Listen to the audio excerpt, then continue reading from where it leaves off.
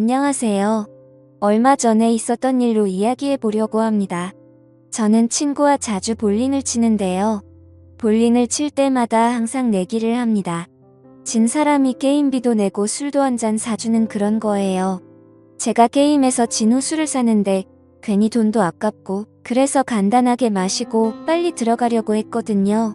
근데 그날따라 좀 기분이 좋아서 많이 마셨는지 마신 후 헤어지려던 찰나에 갑자기 친구가 제 옷깃을 붙잡으며 자기 집에서 2차나 하자더군요.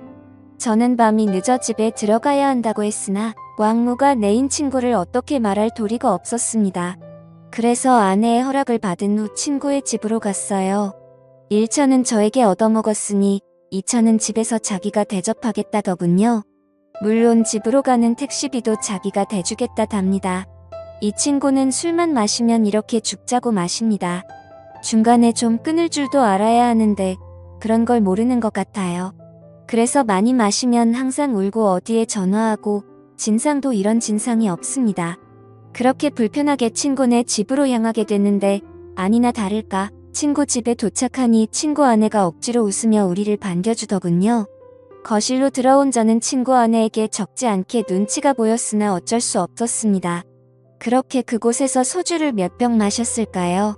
친구는 술에 취해 쓰러졌고 저는 친구 아내의 안내를 받아 제 친구를 침실로 옮겼습니다. 그래도 다행히 오늘은 별 진상을 안 부리고 이렇게 곱게 자는 걸 보니 괜히 고마운 마음도 들었습니다.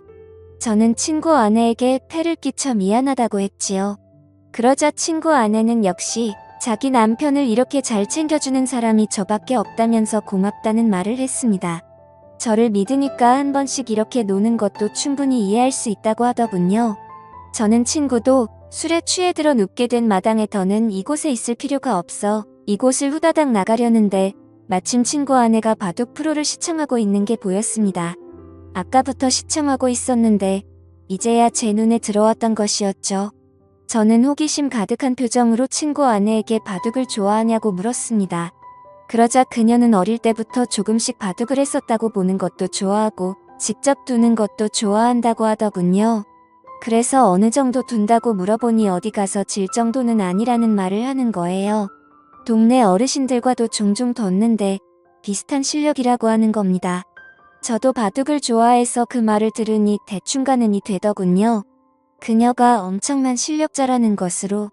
한 번은 제가 어릴 때 한창 바둑 기사가 되겠다며 학원을 다니다가 자신감이 차올라서 탑골 공원 쪽 어르신들에게 도전을 해본 적이 있습니다. 지금 생각해보면 참 아찔한 도전장인데 당시에는 이 정도는 해도 될 줄 알았어요.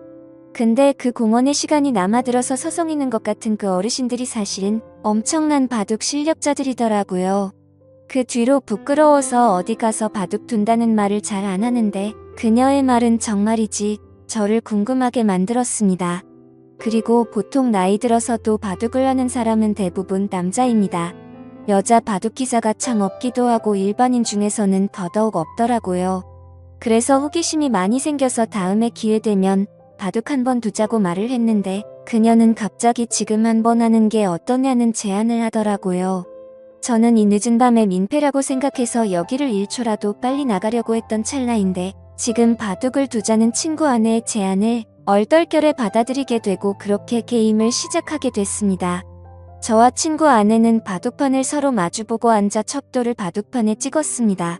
바둑판 맞은편에 앉아있는 그녀는 그다지 눈빛이 매섭지 않았습니다. 흡사 바둑 경험이 6개월 정도 되어 보이는 그런 초보자처럼 보였습니다. 눈빛만 봐도 상대방이 고수인지 하수인지 어느 정도 감이 오지 않습니까? 하지만 제가 봤을 때 그녀는 하수의 눈빛을 가지고 있었어요. 그래서 저는 괜히 그녀를 도발한다고 내기 바둑을 두자고 했습니다. 그러자 그녀는 흔쾌히 내기 바둑을 승낙했고 아무래도 친구의 아내이다 보니까 돈 내기를 하는 것은 좀 예의가 아닌 것 같아서 그냥 가볍게 소원 들어주기를 했습니다. 그렇게 저와 친구 아내는 바둑을 두는데 술을 두면 둘수록 감탄이 나왔습니다.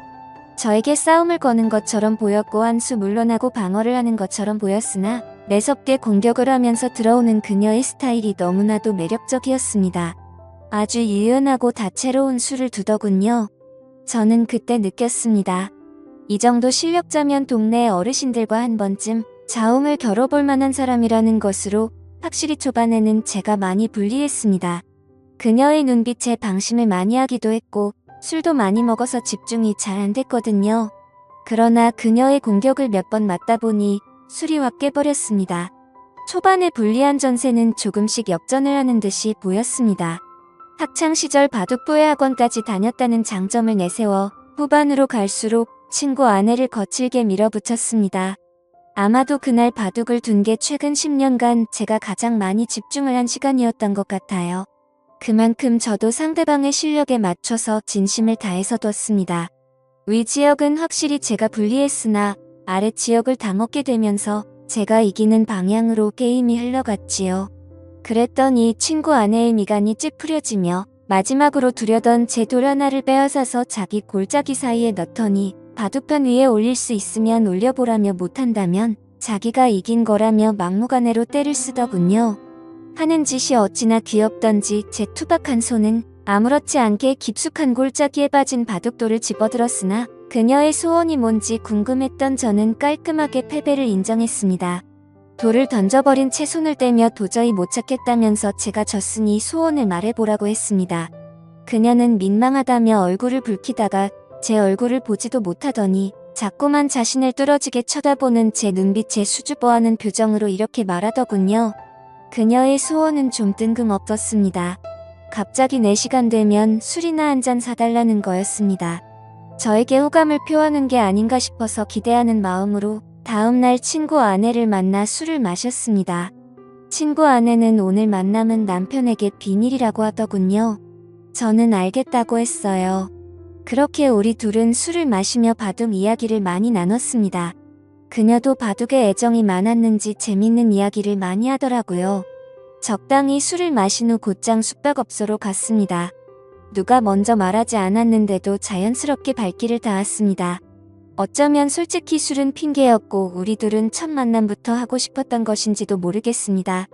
바둑을 두면서 그 마음에 확신이 섰겠죠. 어쩌면 그 마음이 맞을 겁니다.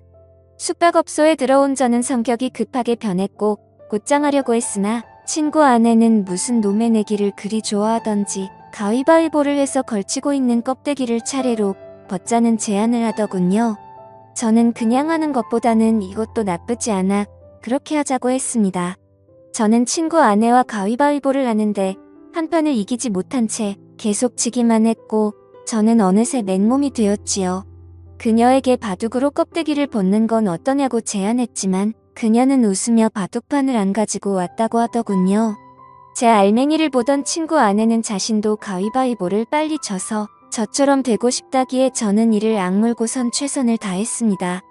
그렇게 친구 아내와 뜨거운 관계를 즐긴 후 저는 집에 왔습니다. 정말 재밌고 짜릿한 순간이었습니다.